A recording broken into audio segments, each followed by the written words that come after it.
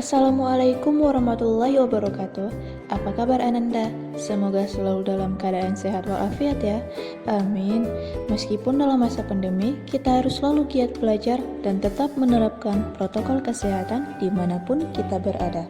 Yang pertama, kita harus bisa tetap memakai masker ketika keluar rumah, mencuci tangan, dan tetap menjaga jarak. Sebelum memulai pembelajaran, alangkah baiknya kita membaca doa seperti biasa.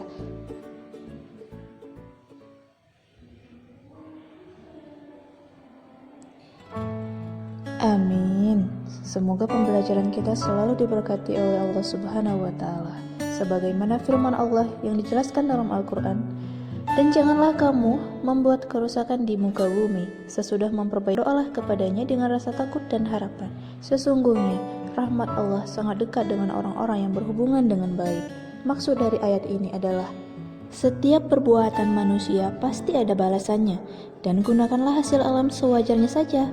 Jangan merusak sehingga menimbulkan bencana. Hargai, cintai tanpa merusak apapun. Dan setelah menggunakannya, alangkah baiknya kita juga melestarikannya. Adapun tujuan pembelajaran kita hari ini, yaitu menyatakan pendapat bahwa karya kerajinan dari serat alam sebagai ungkapan rasa bangga dan syukur kepada Tuhan Yang Maha Esa, dan mengetahui fungsi kerajinan dari serat alam, serta mengetahui bahan serat alam dan memodifikasinya berdasarkan orisinalitas ide jujur terhadap diri sendiri. Judul materi kita yang pertama yaitu sifat kerajinan dari bahan serat alam. Jadi proses berkarya kerajinan dari berbagai serat alami, baik bersifat fungsional maupun hias, menggunakan tahapan yang sama. Yang pertama, pencarian gagasan untuk mendapatkan desain bentuk yang diinginkan. Jadi sumber inspirasi ini dapat diperoleh dari lingkungan alam, imajinasi, dan kehidupan sehari-hari. Nah, yang kedua, penyempurnaan gagasan agar desain menjadi gambaran visual yang dapat teraktualisasikan dalam wujud 3 dimensi. Nah, yang ketiga, penentuan media dan bahan yang tepat. Yang keempat, visualisasi ke dalam bahan melalui alat dan teknik tertentu. Kerajinan serat alam dapat dikelompokkan menjadi dua. Yang pertama, bersifat fungsional dan bersifat hias. Jadi suatu hasil kerajinan yang bersifat fungsional jika diproduksi dengan tujuan memenuhi kebutuhan praktis sehari-hari. Contohnya seperti tas keranjang untuk tempat belanja ini.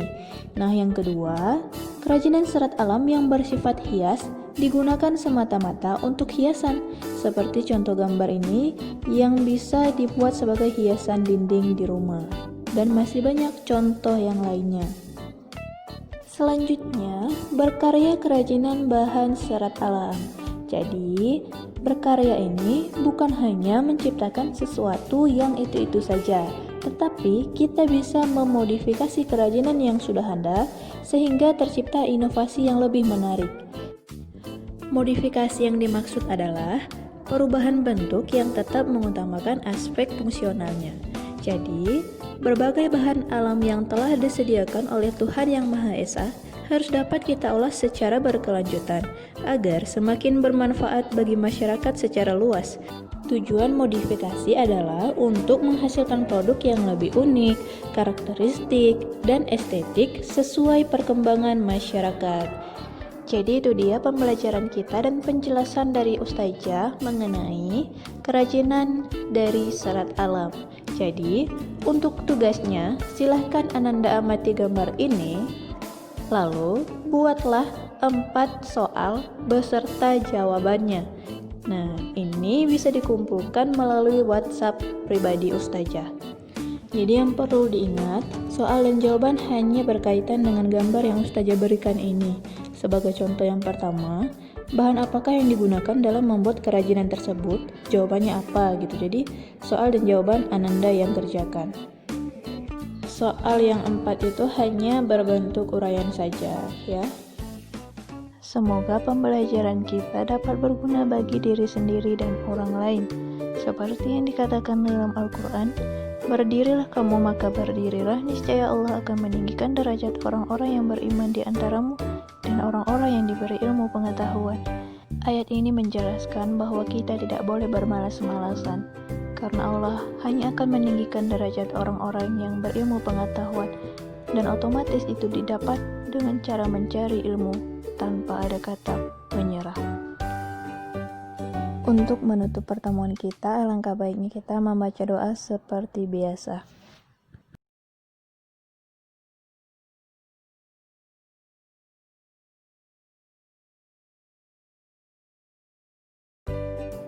Ustazah akhiri dengan mengucapkan wabillahi taufik wal hidayah. Assalamualaikum warahmatullahi wabarakatuh.